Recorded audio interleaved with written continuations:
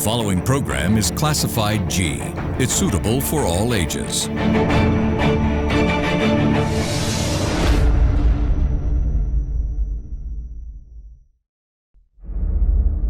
We would like to remind our viewers that the views expressed in this program by our participating guests are solely viewpoints of them who take part and does not reflect the views and beliefs of the Derana Media Network. This is an opinion-based program.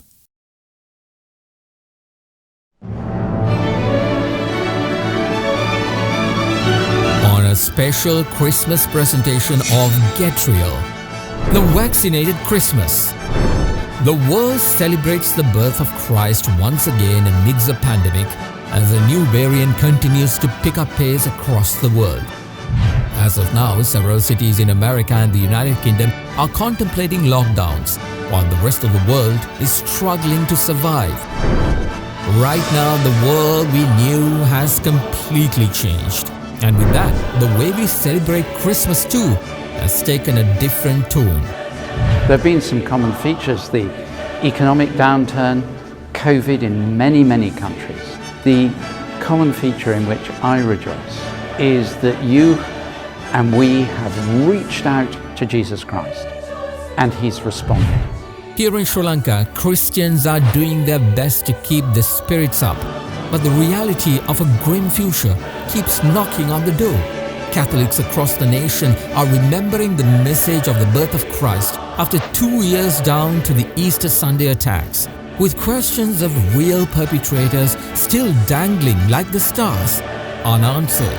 Make Christmas more a matter of reflection and prayer and a moment of happiness which is shared with all the others in the humblest possible form. Amidst this chaos, the misery, the disheartening events that we all come across on a day-to-day basis, how can we relate back to the message that Christ once brought to this world amidst a similar state of affairs 2,000 years ago? At this Christmas, seek every opportunity to recapture the true meaning of Christmas by meeting with Jesus. Preserve Him as the central point. Can the true meaning of Christmas heal our nation and give us the direction we need to comprehend the values of our country and in return create a better life for all of us? Perché sia davvero Natale, non dimentichiamo questo: Dio viene a stare con noi e chiede di prendersi cura dei fratelli e delle sorelle, specialmente dei più poveri. To understand the true meaning of Christmas, tonight I'm honored and privileged to be in the midst of the Lord Bishop of Colombo of the Diocese of Colombo, Church of Ceylon, Right Reverend Dushantha Rodrigo. Real views, real opinions and an honest conversation. This is Get Real, and it all starts right now.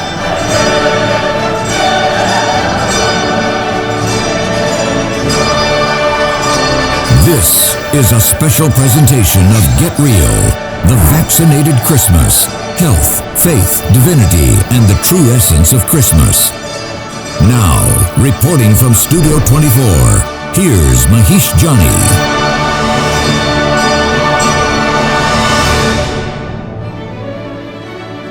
Good evening. This is the Christmas special of Get Real, faith, divinity, and the true essence of Christmas. First and foremost, let me take this time to wish you and everyone in your family a blessed Christmas. May the spirit of the season be your guiding light as we continue to walk through a very difficult period in life amidst an ongoing pandemic. Well, in my opening statement, the vaccinated Christmas. Last year in 2020, we heard about a new variant called the Delta variant. That time around, which was supposedly coming out from India. So naturally, fear was sent across all corners of the world saying this new variant is terrible and it's going to kill a lot. True, it did kill some, and it did infect a lot. But that year too, like this time around, people went to forego the fear and embrace the joy of the season. So yes, we had to tweak our way of celebrating and understanding the real meaning of the season. Was it all about the decorations, the parties, Santa Claus gifts, or fancy stuff? Or was it really about the birth of Jesus Christ? Now, after pondering upon it, it was evident that the real meaning of Christmas doesn't lie in any of those things, the parties, the fancy stuff that we are accustomed to doing. But it lies on the ability to understand the act of Christmas, which was the Savior entering our world at a time society was politically, economically, and socially corrupt, and bringing in hope for the ones that did not have hope. Now, I'm not talking about right now. I'm talking about the time Jesus was born more than 2,000 years ago. Now, if you look at history and the teachings of the Bible, you will see how much things were terrible for that society during that time. The poor were at their most impoverished. The rich were at their oblivious stage. Society was morally corrupt. It was tough. It was at that point Jesus was born. The Bible tells us that he did not come to this world as a king or an emperor. He comes born to a poor family, lives a very tough life, and teaches the world the right way to live. He did not come as a warrior or as a savior of society. However, he came as a humble baby born in a manger who was greeted by the poorest of the poor. In a way, if you look at it, he came to vaccinate that society that was morally, socially, and economically corrupt with the message of hope, forgiveness, love, and care. Despite your belief, maybe that's a good moral for all of us to abide by and understand. Well, in early 2020, last year, when COVID was becoming rampant, we were told that Sri Lanka was going to have a horrible situation. Life was going to be miserable, where people would die on the streets. Sri Lanka is going to be like India. This country will be like one of the worst countries in the world due to COVID. The fear was grappling all of us, and many of us were spreading fear as well. Even you would have been a victim of that. Many of us opted to look at the negative side of things and engage in such activities. We started to spread the negativity all across our society. Society was like that despite not having a pandemic 2,000 years ago in the Middle East. If you are of Christian faith, then ask yourself, how different are you from the people that lived 2,000 years ago with what they did at that time by spreading the corrupt mindset of the society to today, 2,000 years after? See, if Jesus was born amidst a society filled with such negativity, such oppression, such fear, such corruption, such horror, panic, agitation, and despair, well, Jesus came to vaccinate that society with hope, joy, love, forgiveness, truth, and life. He didn't do that with fanfare or big parties or a big, massive display of power. He just came as a baby born in a manger, surrounded by the poorest of the poor, and yet changed the direction of this world. So all in all, it's not difficult for all of you to understand the true meaning of Christmas during this time. We do not know what's going to happen to our economy. We do not know what kind of pandemic or variant might pop up in the days to come. We do not know how the world will be. And right now, there's a lot of negativity, oppression, fear, corruption, horror, panic, agitation, and despair. However, I think the true essence of Christmas calls each and everyone to do our little part in our little manger filled with the loved ones that surrounds us, to spread the hope, joy, love, forgiveness, and the truth of life. Instead of figuring out, cracking our brains as to what the solutions to these problems of our current society might be, we just have to look at what Jesus did 2,000 years ago, because by now we should and must understand that the solutions have always been there. All right, I have a lot more to discuss: the true meaning of Christmas, the church, and how the faith can direct issues of our society. For that, I'm honored to be joined by the Lord Bishop of Colombo of the Church of Ceylon, Right Reverend Dushantha Rodrigo. The Bishop will be here shortly, but before that, Dushantha joins me here in the studio with a look at tonight's real story. Merry Christmas, Narindu. Merry Christmas to see you. What exactly are you focusing? during the past few weeks, we've been talking about this negative mindset of our society and how it has impacted, because everything, if you just switch on any medium, whether it's television, radio, social media, you see such negativity of our society being spread all across. And nobody has any kind of good thing to say about this country, because they think everything is bad, which is not the case if we actually try a little bit in order to find some good. So what exactly are you focusing right now? Maybe Christmas is a good time to change all that. Yeah, I think Christmas, again, we have had multiple situations in our country where we had opportunities to reflect and to rethink where we are, but we don't generally use them. But I think Christmas is something we can actually use, given that it's a global, as in it's a holiday celebrated by everyone. And I think we have to get our priorities straight this Christmas and really understand what Christmas means. And that is where we start in the real story. And what we try to end in the real story is to give this message of hope, to really give an understanding that we are not lost, and we have some purpose, and we are going somewhere. In understanding that, the true meaning of Christmas has been a subject matter that has been given much priority, especially in modern times, given the novel challenges people across the world have to face. But is this the reality envisioned in the scriptures when thinking of the day Jesus Christ was born? Christmas is a time many look forward to, given the holiday festivities that are planned. This took a backseat during the pandemic, given the regulations to socially distance and isolate oneself. In this backdrop, understanding the true meaning of Christmas has become more important today than ever before.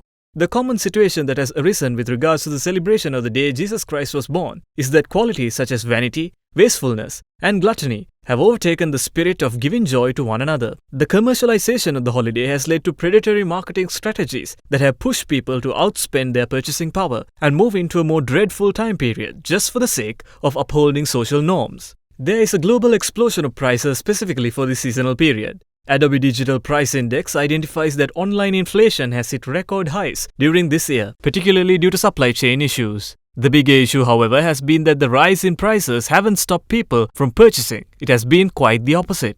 Adobe shows that in November this year, consumers saw more than 3 billion out-of-stock messages from internet retailers. The dramatic rise in e-commerce amid movement restrictions induced by COVID-19 increased online retail sales share of total retail sales from 16 to 19% in 2020, according to estimates of the United Nations Conference on Trade and Development. The UNCTAD has also observed similar developments when assessing individual e-commerce platforms, which have also witnessed billions in rise for their turnover given the pandemic. Statista.com has projected that in Sri Lanka, the revenue in the e-commerce market is projected to reach $2.095 million in 2021. Online sales remain strong, growing nearly 14% to $114 billion in November this year. Adobe expects the out-of-stock trend to continue throughout all of December. Studies have shown that a large amount of consumers have started or completed their Christmas gift purchasing by October itself.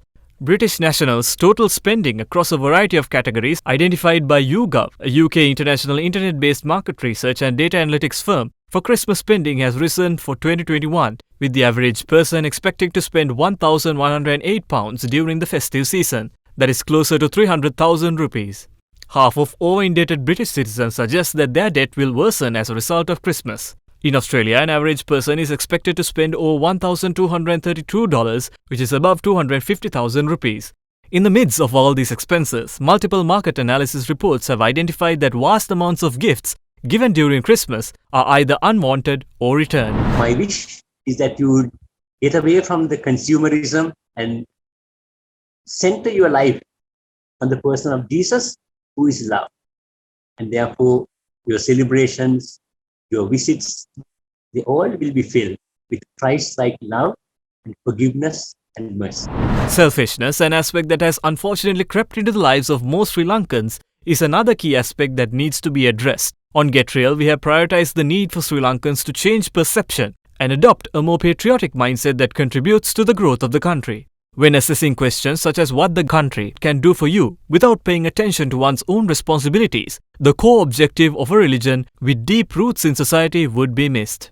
This is evident when assessing the perception of the younger generation on the Christmas season, which has pushed away from being a religious holiday into a celebration of Santa Claus and the Christmas tree. In reality, Santa Claus and the Christmas tree were not part of the birth of Christ. The behavior of certain believers of Christianity have resulted in the rest of society believing that the true meaning of Christmas is actually the celebration of commercialism. Therefore, whatever we do has an impact on all the others. That is why there's a responsibility on our part to be conscious of the presence of the others and therefore to limit ourselves in order to ensure that the others do not suffer because of us. This is the purpose of true freedom. And I hope and pray that all Sri Lankans will understand that they must not think only in these little isolated islands, place themselves in these islands and divide themselves from the others, and then start thinking only about their rights, their dignity, their status in society. But think about all the others and seek friendship, fraternity and integration with the others. Though pomp and pageantry are rewarding elements within the Christmas season, it must be understood, especially here in Sri Lanka, where huge effort is being given to revive an ailing economy, that the best investments to make this time around would be in our country. Though a huge effort is being made by multiple parties within the country to portray the nation as a failure, little thought is given to the repercussions of these statements. It is important to foster hope this season to thereby benefit the country in the long run. It is also vital that Sri Lanka understands diversity is a strength rather than a divisive matter, and Christmas is a good time to rethink that message of unity.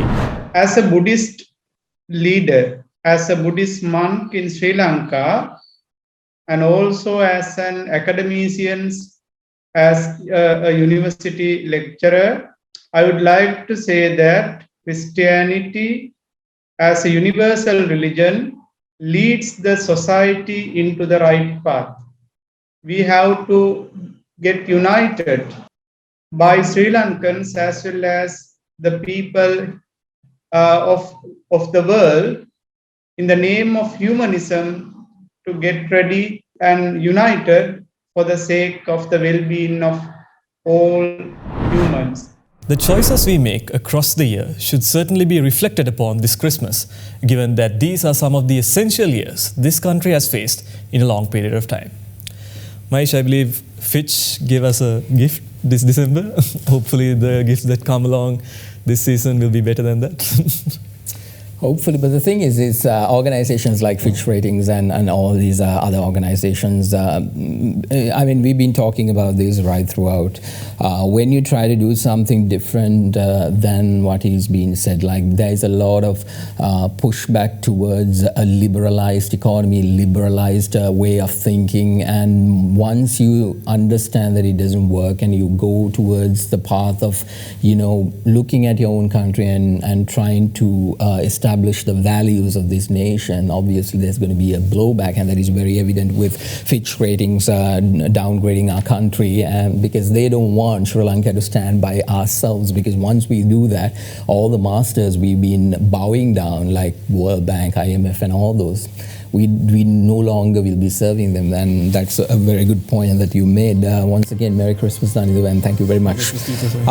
Well, thank you. That is Danidu Tanwasam with a look at the real story. Let's take a short commercial break. Upon our return, the Lord Bishop of the Diocese of Colombo, the Church of Ceylon, Right Reverend Dushantha Rodrigo, will join me. This is the Christmas special of Get Real. Be right back in a moment.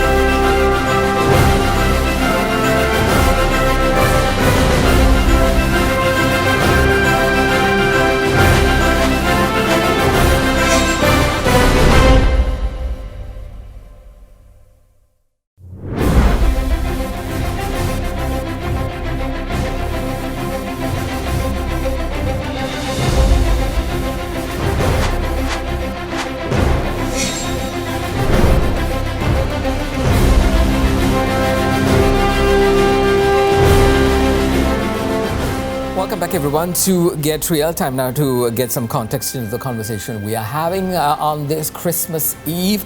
I hope you are tucked in and having a fellowship with your family at this moment, and also trying to figure out what's going on in the world, try to get some advice from a person. This entire week is about, you know, commemorating, understanding, and also celebrating the birth of Christ for Christians, and also trying to understand, exactly what the message truly is. So it's my honor to introduce my guest tonight, the Lord Bishop of Colombo of the Diocese of Colombo, Right Reverend Dushantha Rodrigo. Welcome to the program, Bishop. Good to see you.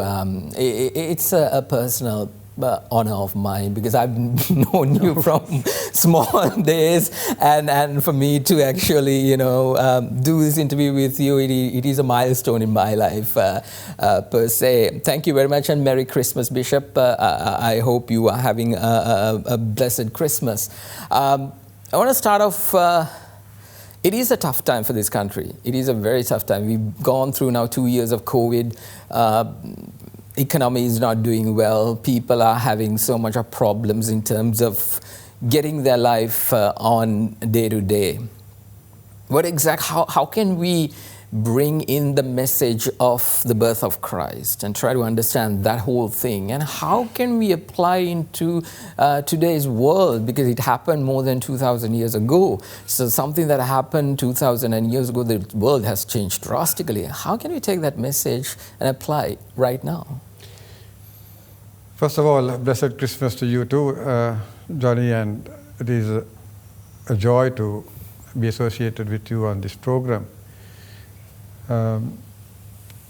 What is real to us is that we have come a long way during this season, and each year Christmas has been different because our experiences of life have been so very varied. We have come through war and disaster, natural disasters, and right about this time every year we have had to contend with various situations of life. And so Christmas brings in a new meaning each year. And this year in particular, as you mentioned, humanity in this part of the world have gone through tremendous hardship, and we are still not out of the woods. And in the midst of all that, Christmas has become part of our lives. And so in trying to reflect on Christmas the last few weeks and writing to various journals and messages and so on, we have tried to help people to try and connect with the true meaning of Christmas. We are always saying, try and understand what the true meaning of Christmas is. And each year, with all these different changes, we have to look at what God has been doing in the world through the birth of Christ.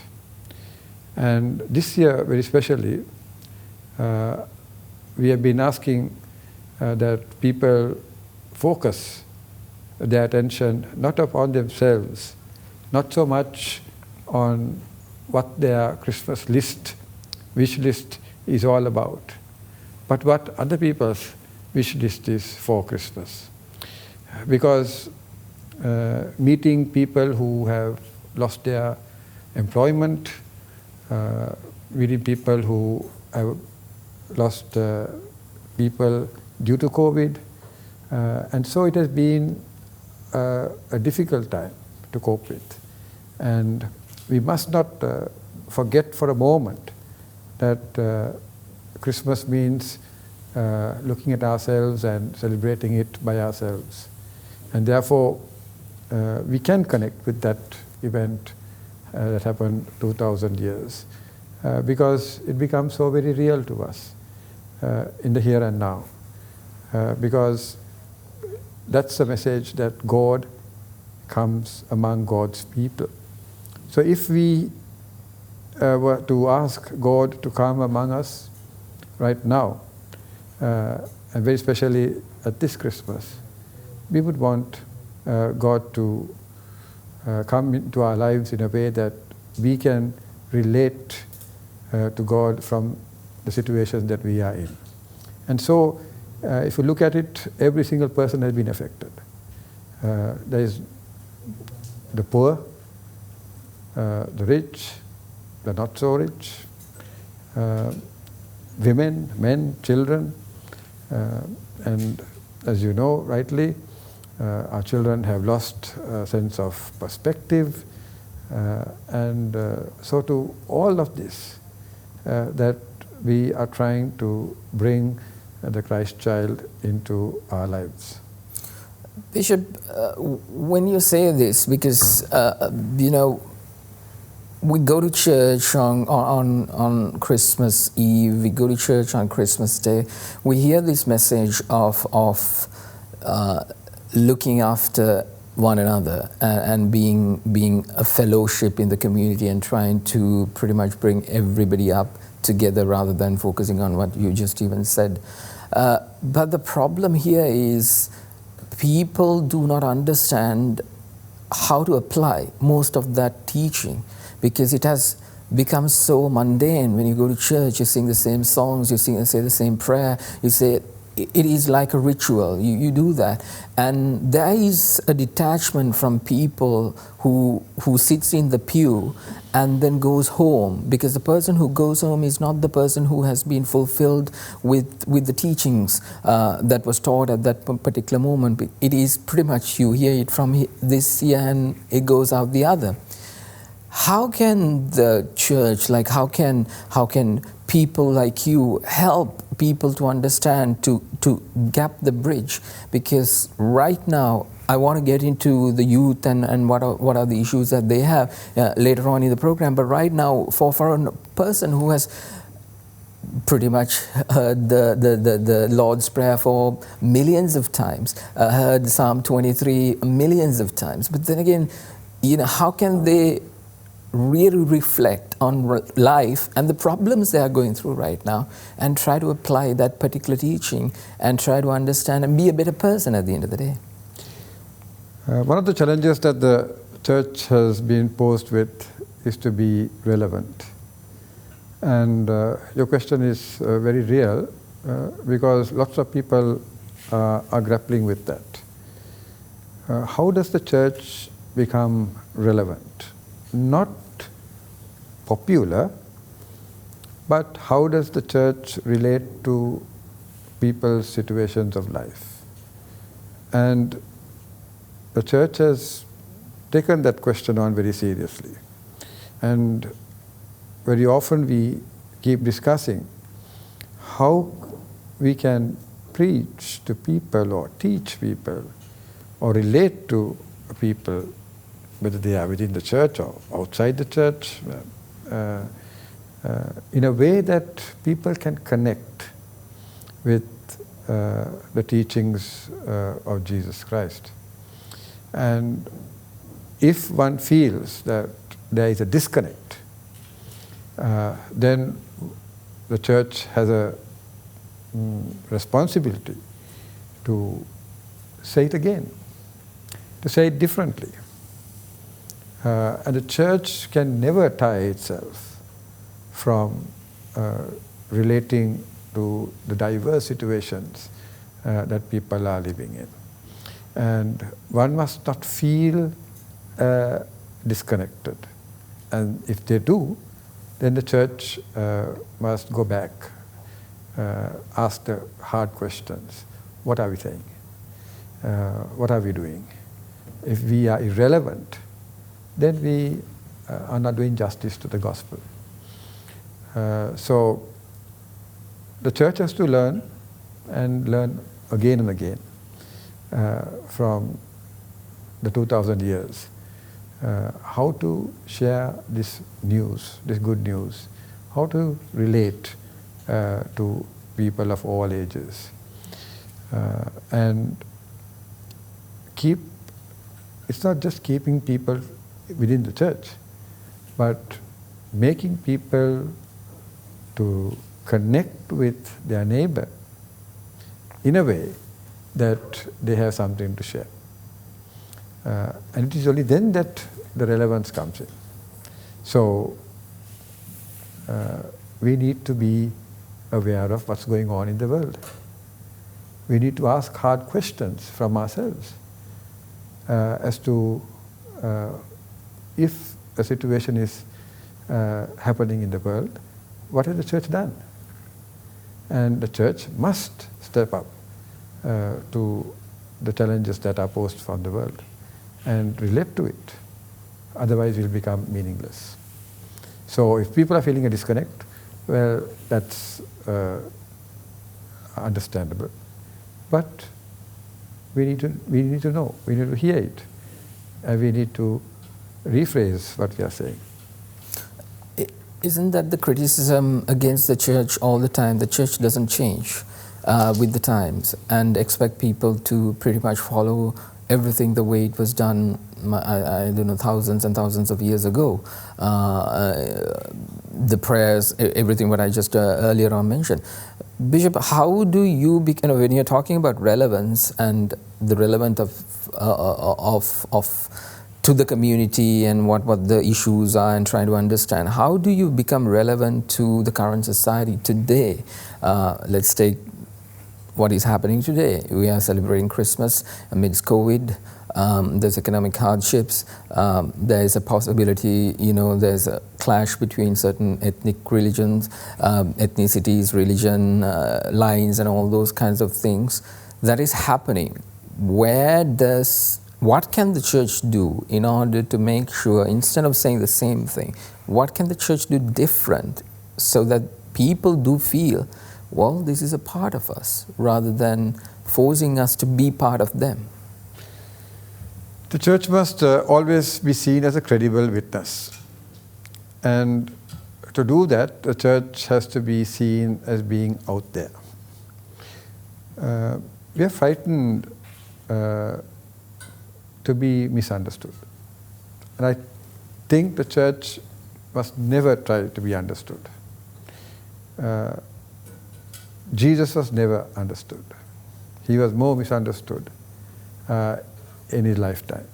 And if we are trying to be relevant, then we must take that challenge on. Because if we are misunderstood, that means we are with the people who are voiceless. And it is they who need the church at this time.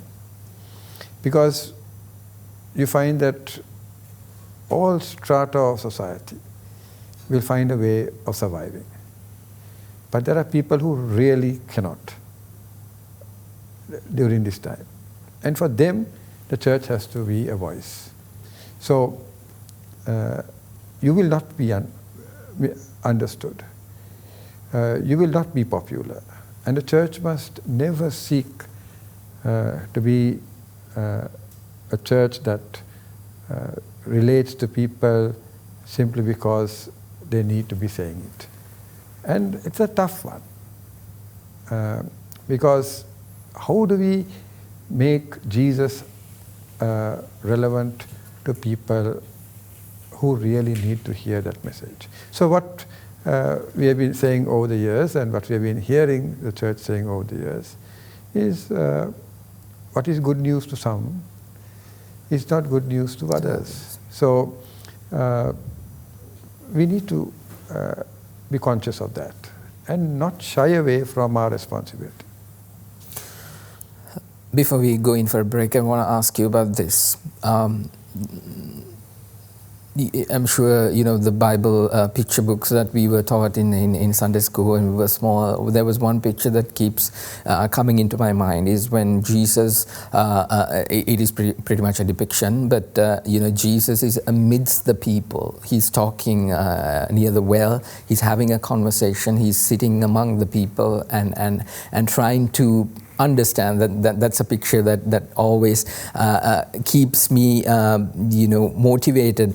But the problem that I'm asking, the question that I'm raising here is when Jesus is doing that, or when Christ is acting in that manner, why do we see in churches, this is more than a criticism, this is more than trying to understand, we see the bishops, the hierarchy of the church during the service, during the sermon. They are in a corner of the church, adorned in various, glorious clothing, looks so beautiful and everything. And there's a disconnect.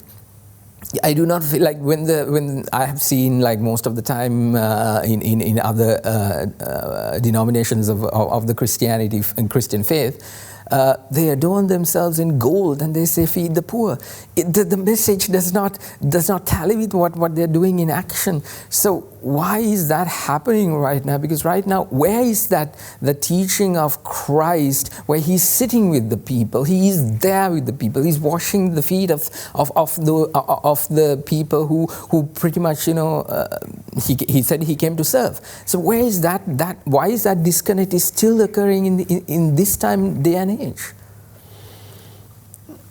Well, the church has received through the ages a way that the church has been used to. But there is a restlessness within the church. And I think we need to recognize that. Just as you said, there is this disconnect. The clergy sit in a corner, people are in the larger section of the church. And that is the reality that moves us to ask the question, what we need to be doing. So there are attempts. It's not happening the way at the speed that we would wish it should be happening. But the church moves very slowly. And change is very, very difficult for any individual or organization. And we are trying to bring about a change that will take us from where we are into where you said, into the midst of the people, where Jesus would want us to be. And one aspect of it is that the church, as much as it is divine, because Christ is the head of the church, is also made up of human beings. And they got somehow a little into the system that prevents us from moving as fast as we would wish to. So the church would want to see a reformation from within. We have seen reformations happening in the church from outside, but the reformation from within is the one that we are looking for. So that there is a conscious change that comes from within the church in order to be the church that sits with the people and bring about a change from down upwards, and from upwards right down to the very bottom. So we always say our prayers for the church, and that we will emulate Christ in everything that we do. I understand as you have started your ministry leading the Church of Ceylon.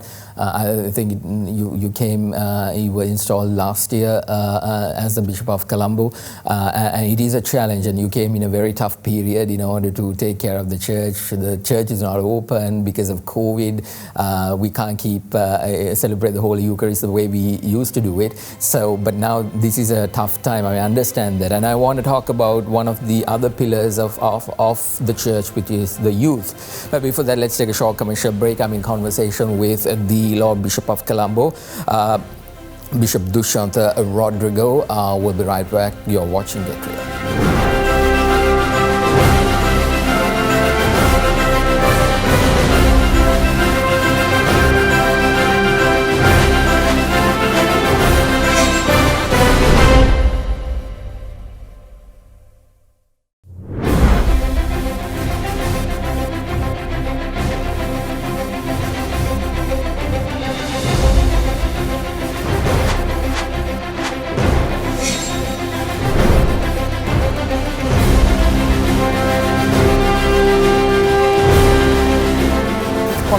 on to Get Real. The Bishop of Colombo is here on this Christmas Eve in order to give you a different perspective of the church.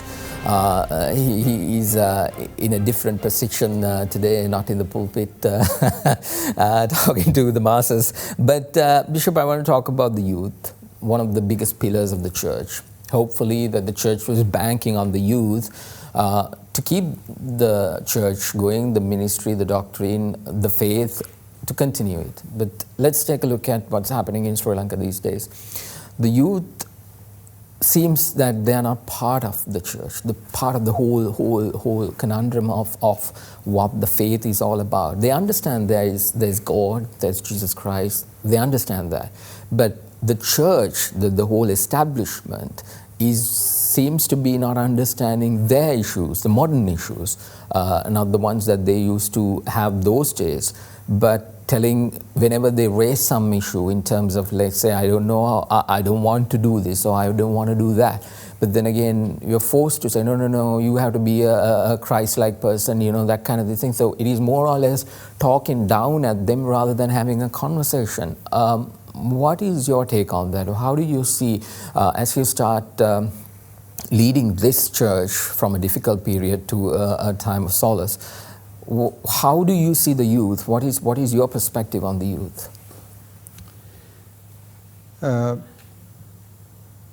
First of all, I must say we are grateful to the youth who are already within the church.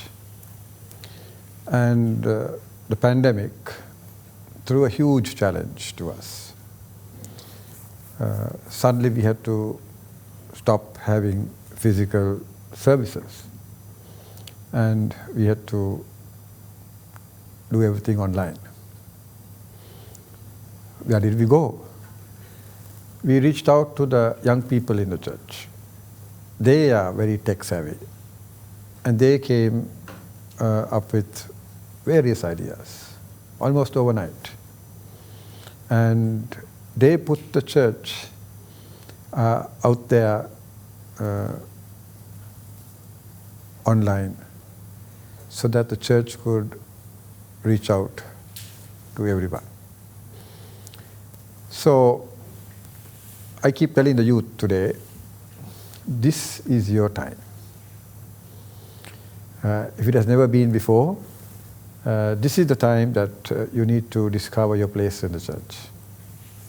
Again, it may be looking or sounding that we are speaking down to them. But the church over time has learned to have a conversation with them rather than have a conversation about them. And COVID gave us that opportunity to bring the youth in, and they took center stage. Wherever we went, or whatever program we had to do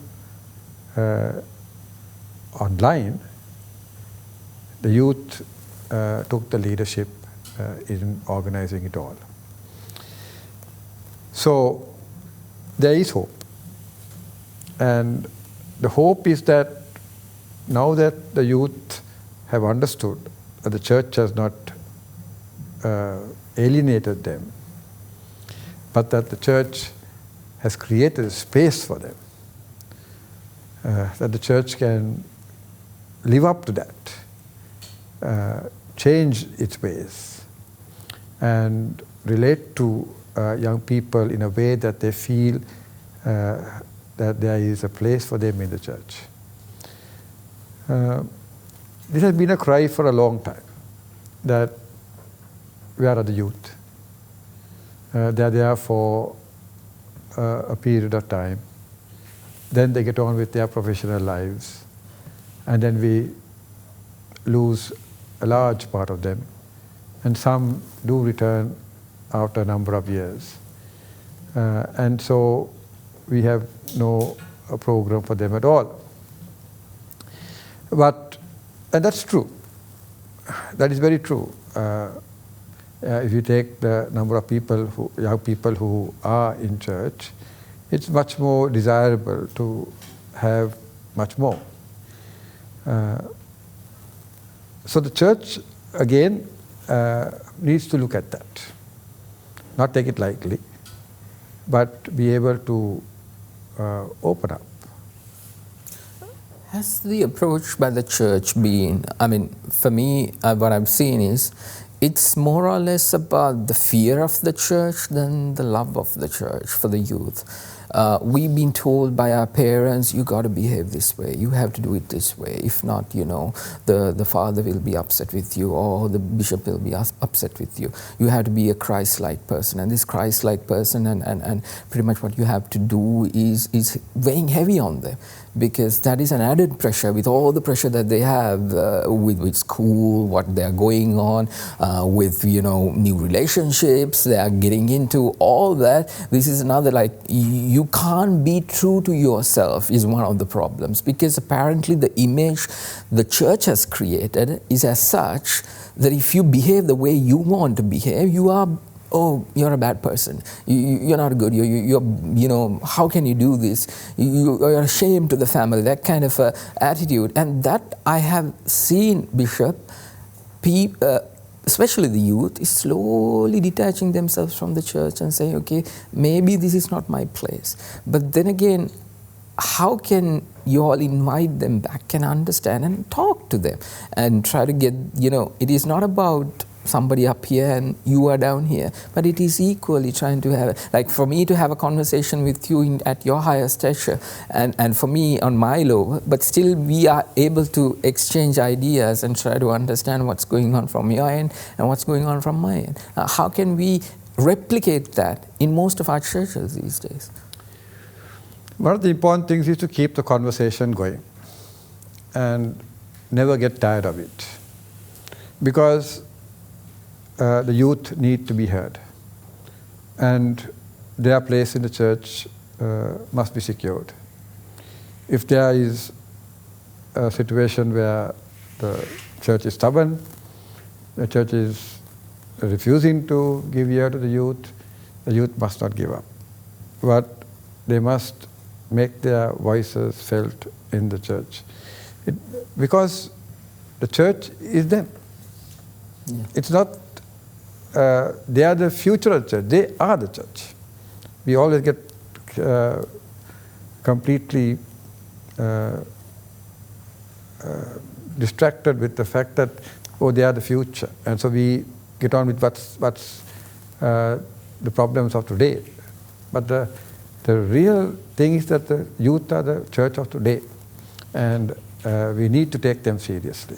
And if we don't, then we have missed, the church itself has missed its vocation in the world. And not just the church youth who are in the church, but we also have to relate to the youth who are outside there. Because they want meaning to life.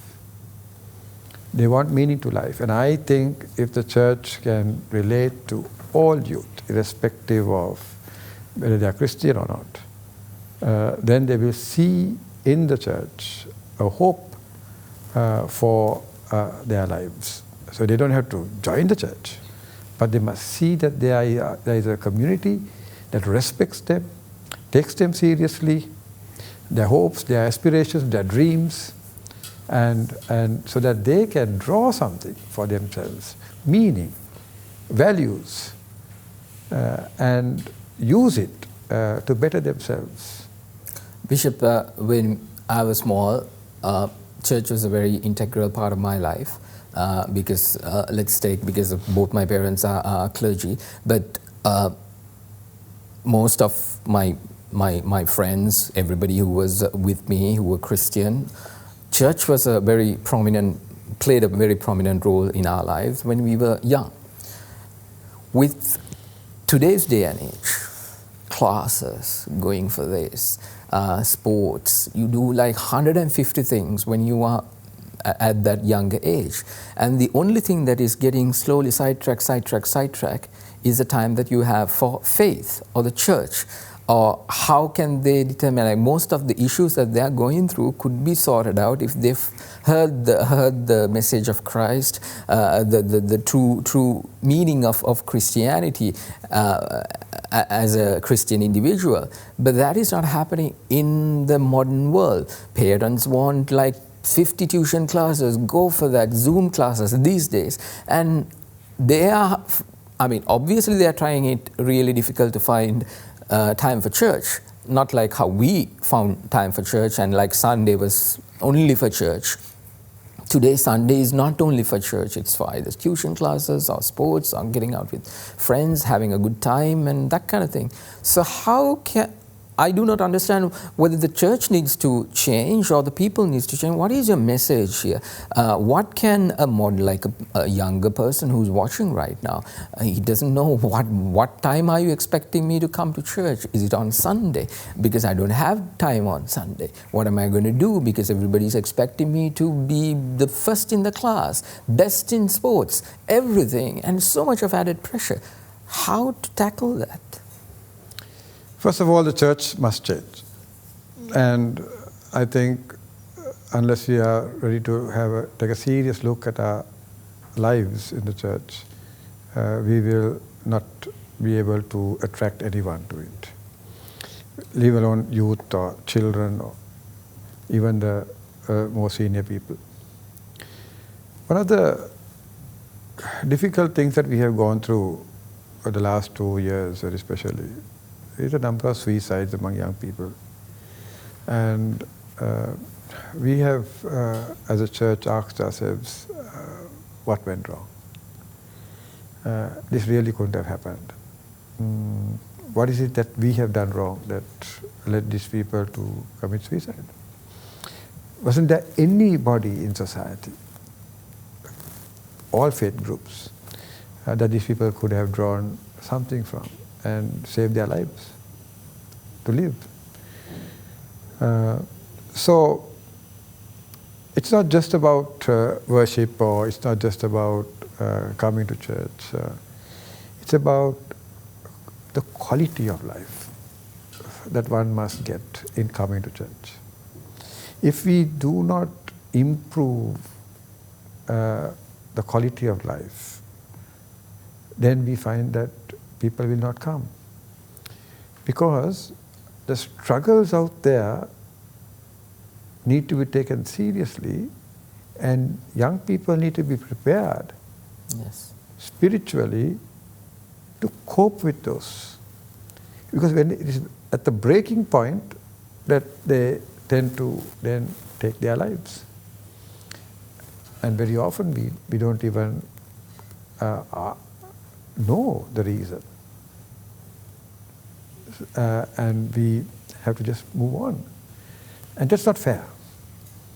It's not fair because we have then not been responsible enough to the very people whom we are supposed to be caring for. So what you're saying is very, very true. People feel left out.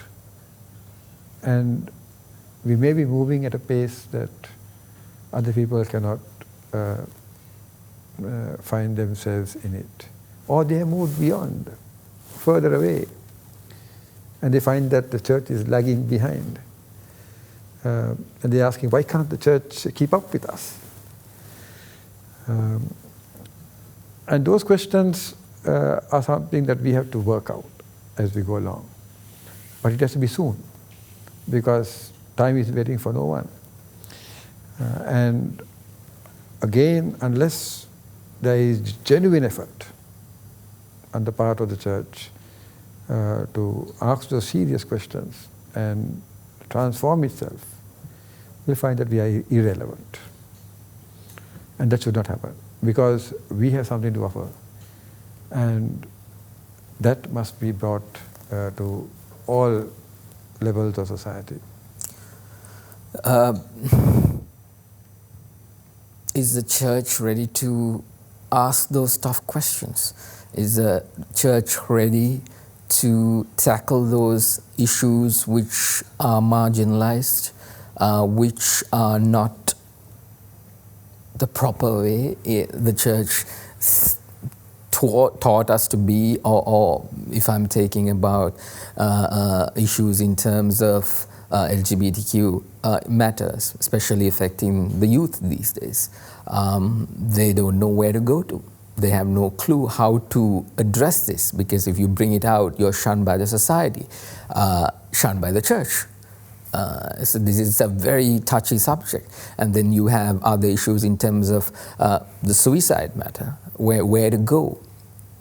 How does the church tackle this? Because like you said, is the church qualified to tackle it? Do you have credible people to actually tell them, listen, this is how you need to deal with it. This is how you need to, pretty much, this is the way you need to talk to them and try to get them to understand what's going on. Because right now, I keep coming back to this issue over and over again. Church has become a more burden to people, to pretty much, this is something, this is the way we have to go, this is where we have to behave and all that. Then it is not seen as something that is a solution. This is where I should go. I'm having this problem. I need to go to the church. I need to go to my pastor. I need to go to my father. I need to go and talk to him and try to get an understanding, or the sister, or anyone who's there. That is not, it is more or less like I said, that I need to make sure I behave right, very, very, very decently in front of you, not showing my problems. I'm not telling you this is what's bothering me. That is the church ready to do that? So what you're saying is that the people feel that they have the right language when they go to church. Exactly, exactly. And they can't be themselves. Exactly. And that's a shame that people have to put on what they are not. Wear a mask. And we have been saying, remove those masks. Be real. Be authentic. Because what is important is not your mask, not your words, not the language, but you, the person. And the church has to take on the task of interpreting the scriptures to every age. It can't be locked up in one era and people then find themselves out in the cold. If we are talking of a compassionate God, then God is an all-embracing God. God doesn't have favorites. So you can come to God the way you are. And that's the beauty of the gospel. So whether you are rich or poor, or whether you have a different sexual orientation or not, even if the whole world looks at you differently, you must have the confidence that you can go to this community and be accepted. Because God makes it rain for those who are good and not so good. God does not choose to send the sunshine on some and not the others. So we need to understand that. It's all there in the scriptures. So that we are a church that embraces people rather than leave people out. Let's say somebody takes that advice. A young man, a young woman takes that particular advice, makes a stand in society. Will the church be ready to accept that? The church will have various responses. Probably the loudest ones would be one decrying what that person is saying. But you'll have sympathetic voices. And that the reason is because we have understood our faith and relate and worked it out very differently. But we need to look for the ones that are sympathetic and open and has created the space for people with different sexual orientations or with people with different needs in the church to come and find their place in the church. Because the moment we shut the door on people, we have lost that person forever. And that can never happen. That's a beautiful passage in the book of Isaiah. It says that even if a mother forgets her child, God will not forget you. And that has stayed with me in relation to all these people who feel marginalized from the church, simply because the church has, over the years, found it difficult to interpret the scriptures in a way that is inclusive. Very valuable advice. Let's take a short commercial break. I'm in conversation with the Bishop of Colombo from the Diocese of Colombo of the Church of Ceylon. Right, Reverend Dushantha Rodrigo, you're watching Get Real. We'll be right back.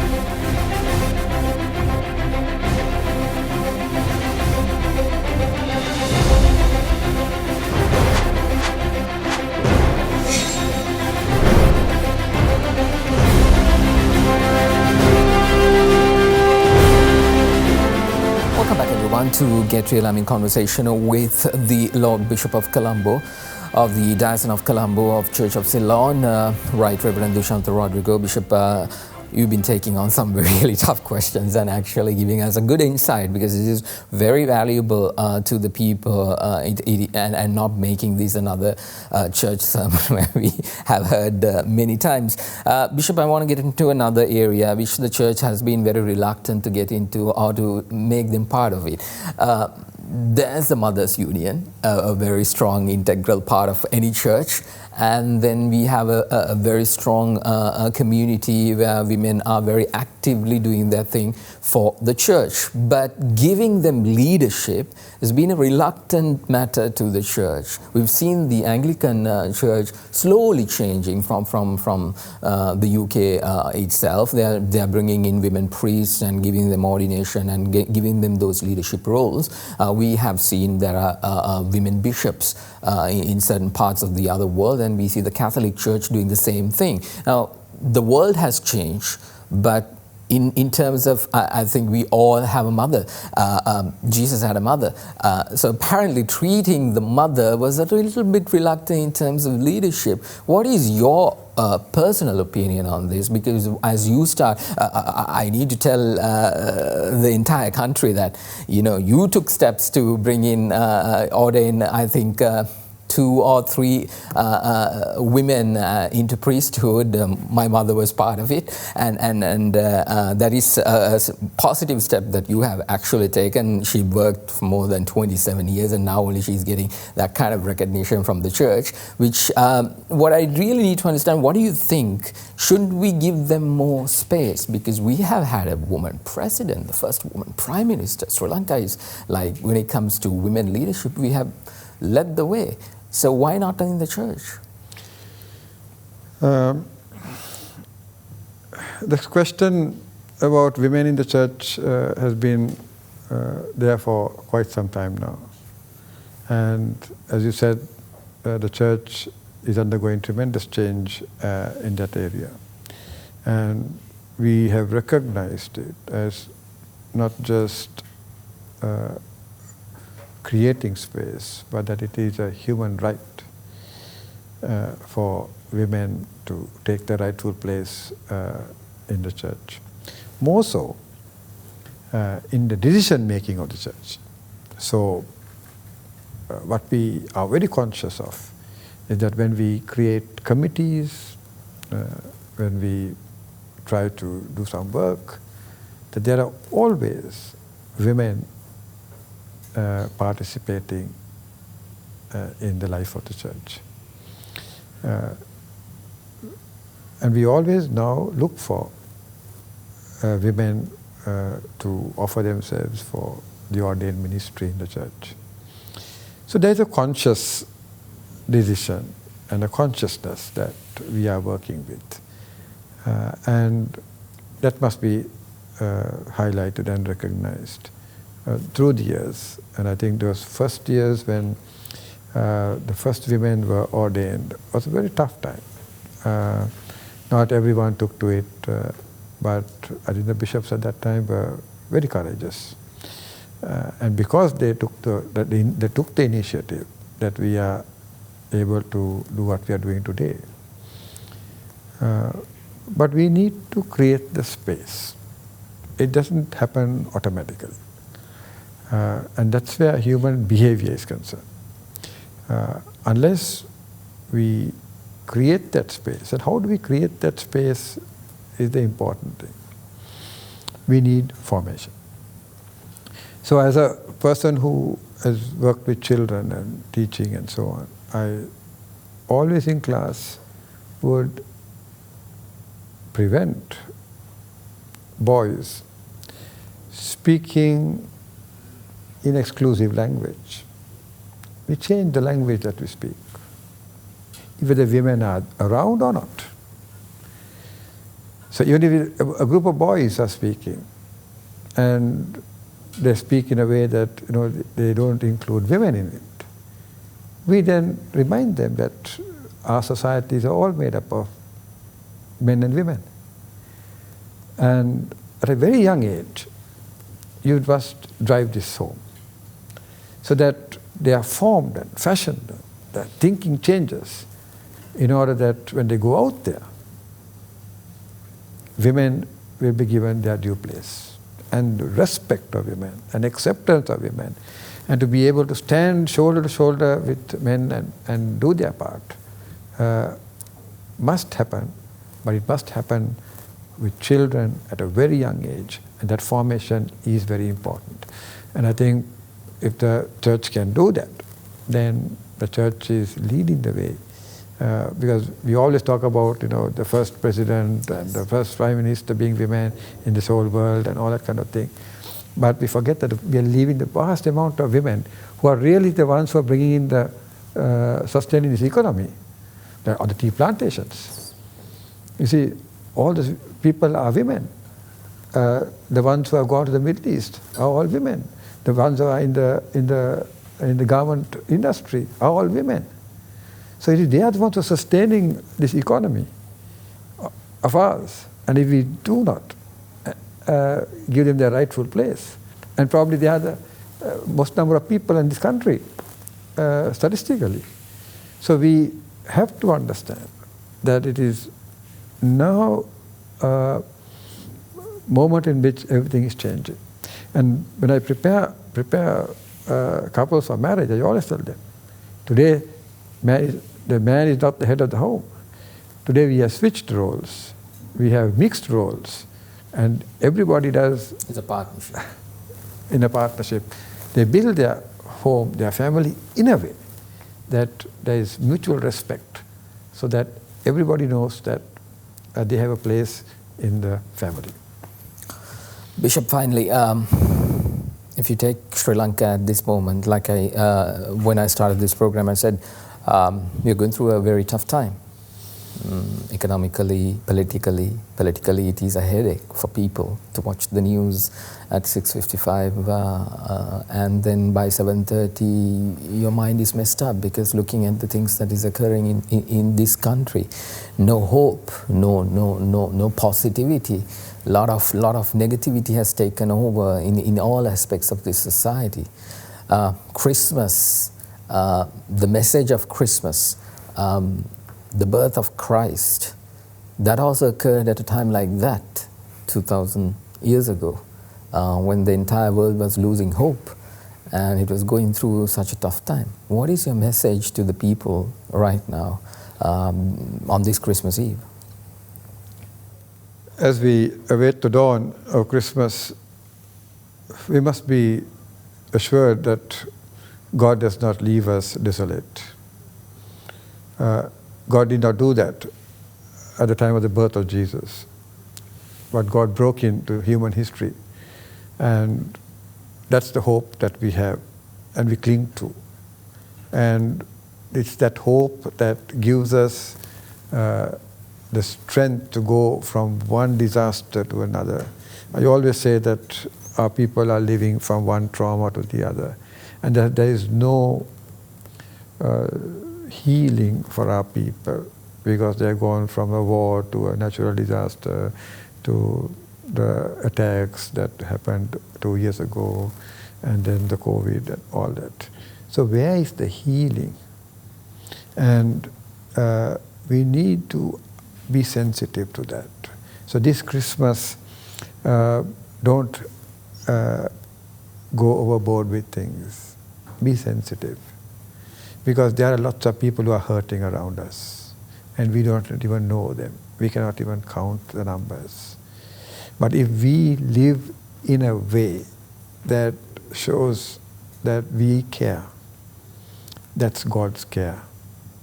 If we show a little bit of love, that's God showing love to us.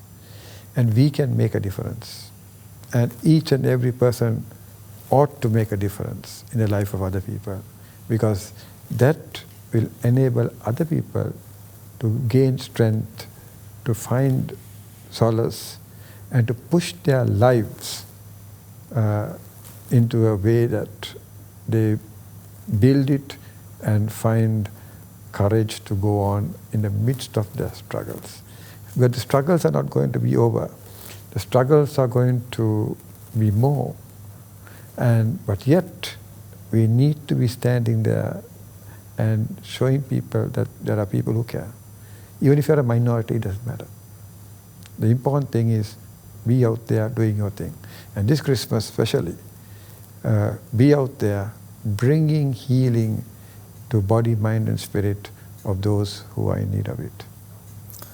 Lord Bishop of Colombo, Right Reverend Dushantha Rodrigo, thank you very much, Bishop, for being here and accepting our invitation and sharing that message on this Christmas Eve and during this Christmas. I really hope and wish you a blessed Christmas, and I hope that you will have a very fruitful year to come as you lead this church and the nation under Christian faith.